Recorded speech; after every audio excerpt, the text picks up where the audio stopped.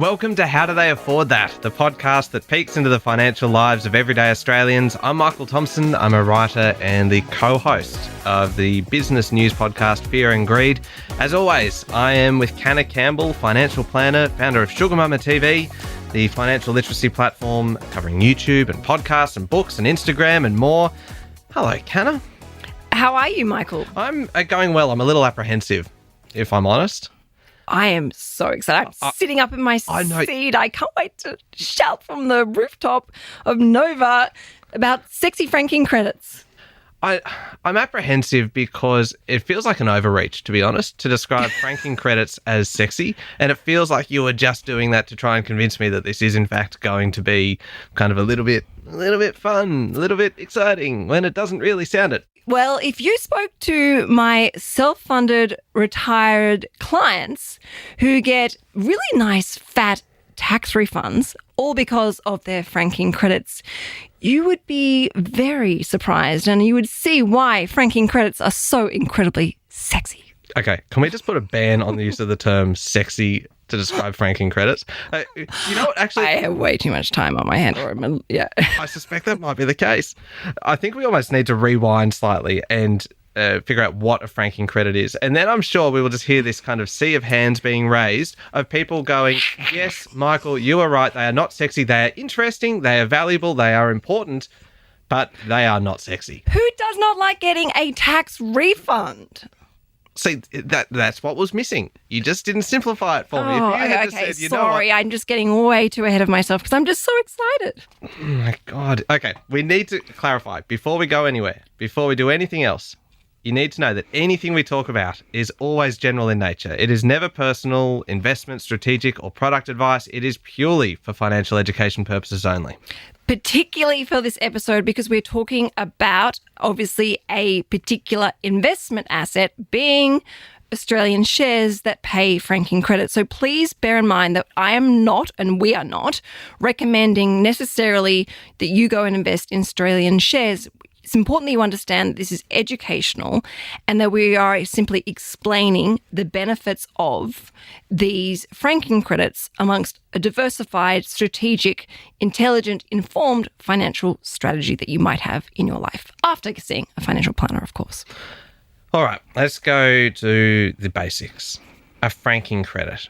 I've done a little bit of research because when you said to me very, very excitedly, breathlessly, I would describe it, we're going to do franking credits and they are sexy. I said, all right, let me do a bit of research, and it took a little bit to get my head around. But can I try and summarize this? Please do. So, picture this, right? An Australian company makes a profit, right? Pays 30% company tax or thereabouts, depending on kind of the size of the business. I think smaller businesses have a lower tax rate, but let's assume it's 30% company tax on that. That profit then may be paid to shareholders as a dividend. And we've talked about dividends and the value of dividends. Since tax has already been paid on it by that company, you get a tax credit for that same amount, which you can then use to offset tax that you would otherwise pay. Because otherwise the same amount of money would be taxed twice. Correct. Essentially. Yes. And so it would be taxed once for the company and then once for you as an individual. So the tax has been paid by the company. You get a tax credit for the same amount. You can use that to offset the tax you'd otherwise pay. And if your tax rate is less than the amount that is paid, then you'll actually get a refund. How good's that? So that's roughly correct? Yeah, pretty much. Okay. All right. Sexy still seems a fair way off at the moment, but interesting. I'm kind of heading in that direction. Who does it benefit mostly? Well, I would say the number one beneficiary of franking credits would be retirees who are drawing a tax-free allocated pension from their superannuation account.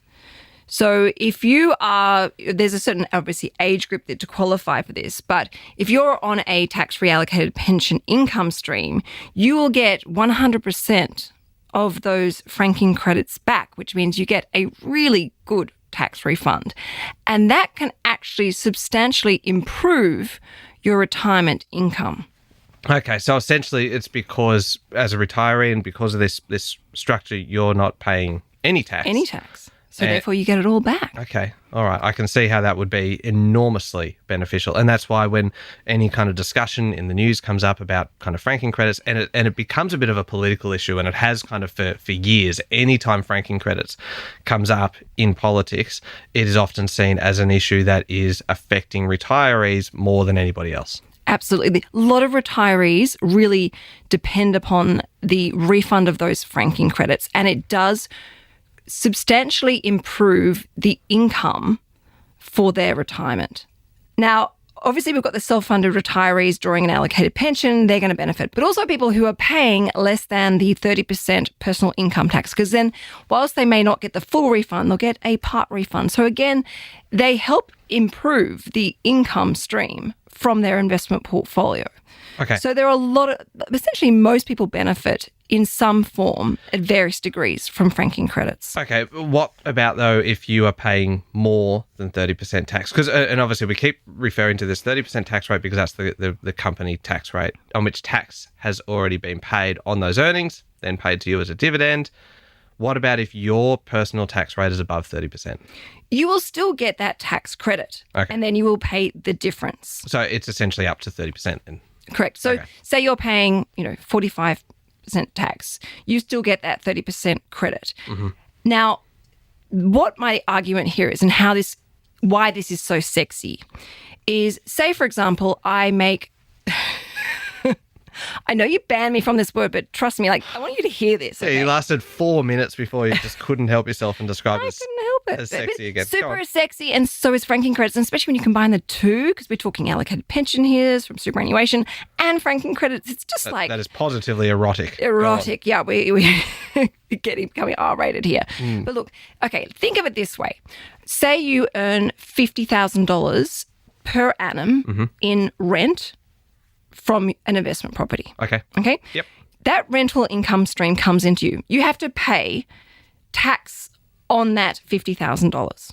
Okay? Mm-hmm. Whereas if you receive, say, $50,000 in fully franked dividends, they come with tax already paid. So you're not going to have to pay as much tax.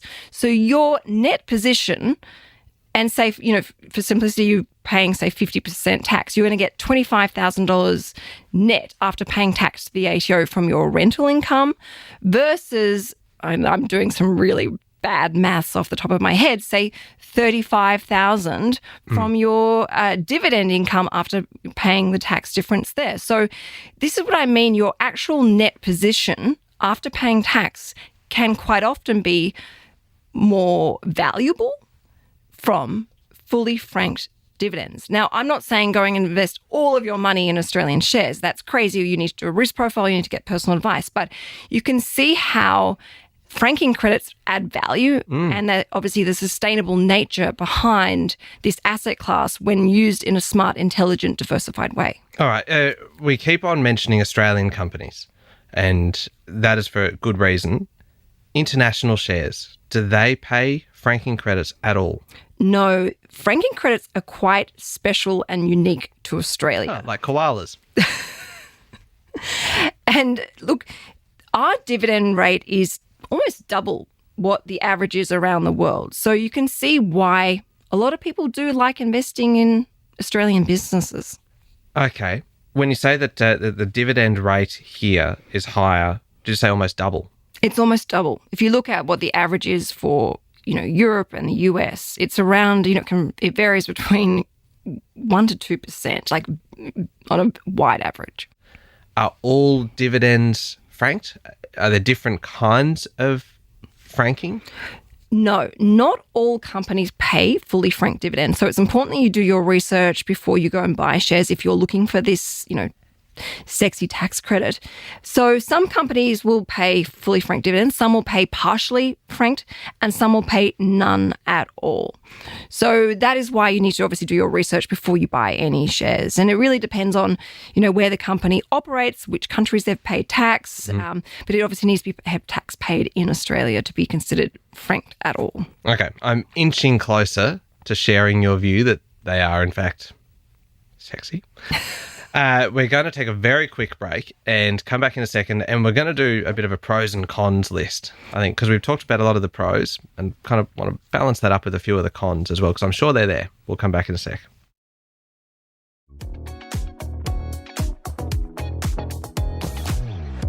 All right, Canna, we are talking about franking credits, and you are doing your very best to convince me that they are in fact sexy. And I can see the appeal. I can see why this has such value to particularly retirees, but basically to anybody who is taking an active, engaged approach to investing. So I can see why people need to have a conversation with a professional about how it all works. A lot of pros that you've been talking about. What's the downside? I'm assuming there is one. Yeah, no, there are absolutely. There are things that I think you need to know about that come with this type of asset class. But obviously, to qualify for those franking credits, you must be an Australian resident, and you need to, have been a resident for the full year. But with shares, you need to know shares are a long-term investment. They're also highly volatile. And they are also come with lots of risks, which is why the importance of diversification. So you would never just go and buy, say, one or two shares in a couple of companies. You need to actually make sure you've covered, healthcare, supermarkets, banks, transportation companies, pharmaceuticals. You want to make sure that you cover a wide range of different companies and different sectors to help smooth out that volatility and help with it, to a certain degree, try and reduce some of those risks. Which is just kind of good investing practice, isn't Exactly. it? Diversification. Anyone tells you that, and again, speak to a professional who will probably say the same thing. Absolutely. And the other thing you need to bear in mind is, rent on an investment property is typically paid once a month. The thing with dividends is they're only paid twice during a year. So for self-funded retirees or for people who are relying upon their income stream from their dividends, they need to make sure they manage their cash flow correctly so that they're not sort of hanging out, 5-6 months for their next dividend check. They need to do this responsibly. Now, in my book, Mindful Money, I have this strategy called the Sleep Well at Night strategy. And it's actually where I recommend my clients have ideally up to 2 years worth of living expenses in cash, so that if dividends get cut, which is also a risk, or reduced or paused, they actually have enough liquid cash flow to rely on should that happen. And it helps obviously smooth out their cash flow, and they can, this is another strategy within my book, they can drip feed through their sleep well at night strategy, almost like pay themselves a salary, and all their dividends get paid into the sleep well at night account. I'm really starting to overcomplicate it, but that's just an element. 2 years, though, that's a big buffer. That's a big buffer, but you've got to think about what we've gone through economically. That would have actually been, that's sound advice. If you're a retiree and you're living off that income, you need to manage your cash flow properly. And obviously, I'm using it as a wide range. So I say 1 to 2 years, but a lot of my clients really loved this strategy because they had, say, $100,000 set aside if something happened, and their dividend income, which was normally around about $100,000 or 80,000, whatever it may be, it gave them great peace of mind, which is why it's called the Sleep Well at Night strategy. Okay, I love that. That again all makes perfect sense. Also dealing with quite large sums of money there that kind of would be long term. Very much so. And when I say long term, my definition of long term is 10 years or more. Okay. Yeah. So suddenly, now it seems kind of feasible that we would be talking about kind of $100,000 kind of thing, because most people, if we're talking about a short-term solution of kind of 6 months or so, like, how am I going to find $100,000 in 6 months? No, we would build up those they're kind of emergency savings, but they're the sleep well at night strategy. Would build that, 5 years out of actually retiring. Part of what kind of gets me is a lot of the logistics behind it all. If you're an investor with shares, you receive a dividend. Is the franking side of it all just reported automatically in the back end of it? And when it comes time for tax, to prepare your tax, and say you're working through it with your tax agent or your professional, that is all kind of filed automatically in the back? Yes, they will work out Help the me. franking component. So it's important that you pay attention to your statements, Yep. file them away. And when it comes to doing your tax returns, you obviously have to declare that dividend income, but you can also then list the detailed breakdown of your franking credits. So you would do that with yourself or with your accountant. And everything is obviously filed and recorded with the share registry, so Link Market Services or Computershare. But it pays to file those statements that you get so you can keep, I guess, an up-to-date score of what your franking credits are. And they're available online. Okay, I'm going to have a crack at this now and try and kind of summarize what we have been through. You look scared. No, you get it. This is great. And I get it. It's The problem good. with me is I sometimes get so passionate. All the words come out at the same time. So I am eager to make sure that you see how sexy franking credits are. That's a good kind of catch. It sounded like you were going to say, I'm eager to see you get this right. Okay. The basic system is such that you have this is all Australian shares that we are talking about. So accept that as the overarching kind of principle, that this is only relating to Australian companies, and that their profit that they paid 30% company tax on, if that's paid then to shareholders as a dividend, it is not taxed twice, which is why the franking credit system was set up 30 years I think ago. it was the Keating government that brought it in. Yeah, some time ago. And so essentially that since tax has already been paid on it by the company, instead of being kind of double tax, you get a tax credit for the same amount. Use that to offset tax that you would otherwise normally pay. And if your tax rate is less than the amount paid, that you'll get a refund. It largely benefits people who are paying, mostly benefits really, anyone paying less than 30% tax, and particularly retirees who are drawing a tax-free allocated pension income. Okay, that sounded like I kind of recited that very smoothly. And that's coming from their superannuation account. If you are paying more than 30% tax, you still receive a credit kind of up to that 30% level. And so as the illustration that you gave that I thought was really kind of effective was the investment property and having, say, $50,000 of rental income compared to $50,000 of dividend income. And then the fact that really on that dividend income, you've got a fair chunk of that where the tax has already been paid. So in many cases, it can be quite an effective strategy. As we mentioned, it is not international shares. This is Australian, something fairly unique to Australia. Not all dividends are franked. They are either kind of fully franked or partially franked or not franked. And the downsides, there are downsides to the system, and a lot of them are the general kind of principles of investing that you need to make sure that you are kind of diversified in the assets that you have invested in. And it just pays to talk to somebody about this, to talk to a professional who is able to look at your circumstances and advise you on whether this is the right strategy or a strategy that you should be putting in place to help you get towards a financially independent future. How did I do? Can you give me That was excellent. You nailed it. It was perfect. The only thing I would add in there that's important that everyone's aware of is doing that risk profile, because you don't want to, I talk about diversification across different companies and different sectors, but you also need to make sure you're diversified across different asset classes. So some fixed interest, some international shares, some property, and then some Australian shares. And everyone has different risk profiles. So it might be 20% of your portfolio or it might be 50% of your portfolio, but that's where a risk profile comes in.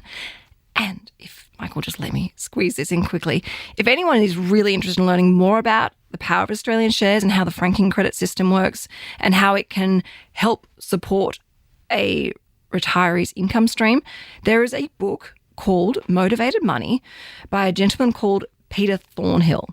And it is probably one of my top 5 favorite finance books. And it is absolutely fantastic. It just is mind-blowing and extremely inspiring, and he really breaks everything down. So if you want to learn more, Google Motivated Money by Peter Thornhill, grab this book, you won't regret it.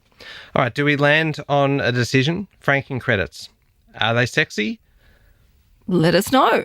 Well, yes, I was going Let to say... us know by leaving a review. Yeah, perfect. A Great rating and a idea. review. Yeah. Whether you think franking credits are sexy or whether you think that they are better just described as I did as a koala, something that is unique to Australia and really nice to have. Look, before we wrap up, you mentioned something off air and I'm going to put you on the spot here and insist that you explain it.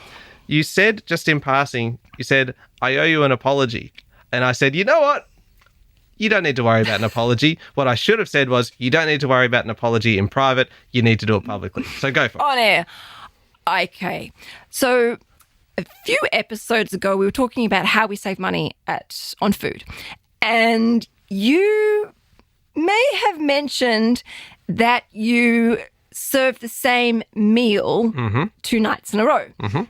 And I judged you. I turned my nose and I was like, oh my goodness, mental note, make sure I don't come over for dinner on the second night because I'll be served last night's dinner. It wasn't a mental note. You said it publicly. You said never go to Michael's house for dinner on the second night because they're serving leftovers. It's not leftovers. It's just called cooking in bulk and serving for 2 nights in a row. Well, I made, for the first time ever, Bang Bang Chicken. Which is Bang Bang Chicken. It's like this viral thing on TikTok. And I made it for my kids and they loved it. They went mental. They didn't complain once about my cooking. Even Tom was like, this is really good, Canna. Like, you nailed dinner tonight. So not only did I serve the same meal the next night, but I did the following night. So I served it 3 nights in a row. Oh, and what did you have for dessert? I'm assuming it was humble pie. But I have to say, not only did it help us save money, but it saved me so much time and energy. My brain was just so much more relaxed knowing I'm serving Bang Bang Chicken again. Oh, goodness me. It's just, vindication just feels so good. Oh, this is a nice feeling. Thank you for confessing. Thank you for sharing that. And your apology has been accepted. I feel actually a lot better now, I told you. Excellent. Got that off your chest. All right. If anybody wants to hear more from you, how do we find you? The best place is Instagram at Sugar Mama TV, where I also provide you with all the links to the moment my content goes live, including my Monday morning podcast, Sugar Mama's Fireplay. All right. And you can hear me every day with Sean Aylmer on Fear and Greed, Australia's most popular business podcast. Thank you very much for listening to How Do They Afford That? Remember to hit follow on the podcast and leave us a review as well and a rating. Your rating doesn't have to be tied to how sexy you think franking credits are. You can just leave a 5-star rating without needing it to be related in any way to franking credits. We just love seeing 5 stars. Next week, we are getting into pet insurance, which is a big topic for anyone who has pets. And we recently had a bit of a pet tragedy. So it's quite a personal and timely one for me. So I'm interested in hearing kind of the financial side of it because pets can be very, very, very expensive. Tell me about it. Indeed. All right. It's going to be a good one. Don't miss it.